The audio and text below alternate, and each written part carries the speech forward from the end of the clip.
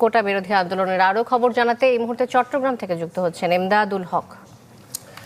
এমদাদ, আমরা আন্দোলন দেখেছি সারা দেশেই ছড়িয়ে পড়েছে, চট্টগ্রামেও আমরা দেখেছি, বিশেষ করে বিকেল থেকে উত্তেজনা দেখেছি বিভিন্ন জায়গায়।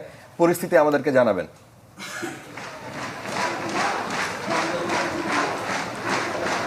হ্যাঁ ফারাবি, বিকাল থেকে যখন উত্তেজনা বেড়েছে তখন আসলে যেটি মনে হচ্ছে যে আন্দোলনের তীব্রতাটাও মনে হয় ব্যাপক আকার ধারণ করেছে। বেশ কয়েক দফাই কিন্তু চট্টগ্রামে পুলিশের সাথে একটু ধাওয়া পাল্টা ধাওয়ার একটু হাতাহাতির ঘটনা ঘটেছে এবং চট্টগ্রামের টাইগার পাস এলাকা থেকে তারা আসলে মিছিল সহ এসে এখন আছে চট্টগ্রামের 2 নাম্বার গেট এলাকা।